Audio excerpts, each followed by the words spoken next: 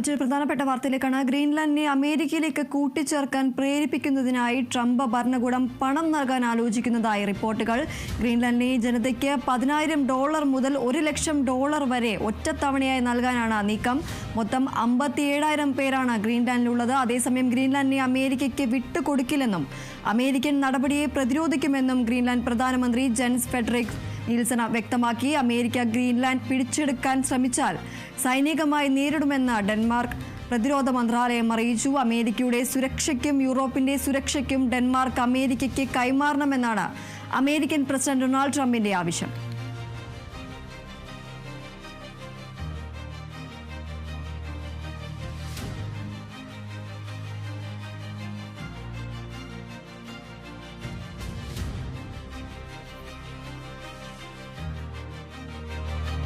ഗ്രീൻലാൻഡിനെ അമേരിക്കയിലേക്ക് കൂട്ടിച്ചേർക്കാൻ പ്രേരിപ്പിക്കുന്നതിനായി ട്രംപ് ഭരണകൂടം പണം നൽകാൻ ആലോചിക്കുന്നതിനായ റിപ്പോർട്ടുകളാണ് പുറത്തുവരുന്നത്.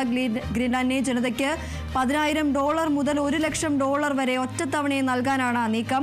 മൊത്തം 57,000 പേരാണ് ഗ്രീൻലാൻഡിലുള്ളത്. അതേസമയം ഗ്രീൻലാൻഡിനെ അമേരിക്കയ്ക്ക് വിട്ടുകൊടുക്കില്ല എന്നും അമേരിക്കൻ നടപടിയെ പ്രതിരോധിക്കുമെന്നും ഗ്രീൻലാൻഡ് പ്രധാനമന്ത്രി ജെൻസ് ഫെഡറിക് നിൽസൺ വ്യക്തമാക്കിയിരിക്കുകയാണ്. അമേരിക്കൻ ഗ്രീൻലാൻഡ് പിടിച്ചെടുക്കാൻ ശ്രമിച്ചാൽ സൈനികമായി നേരിടുമെന്നും ഡെൻമാർക്ക് പ്രതിരോധ മന്ത്രാലയം അറിയിച്ചു. അമേരിക്കയുടെ സുരക്ഷയ്ക്കും യൂറോപ്പിന്റെ സുരക്ഷയ്ക്കും ഡെൻമാർക്ക് അമേരിക്കയിലേക്ക് കൈമാറണമെന്നാണ് അമേരിക്കൻ പ്രസിഡന്റ് ഡൊണാൾഡ് ട്രംപിന്റെ ആവശ്യം.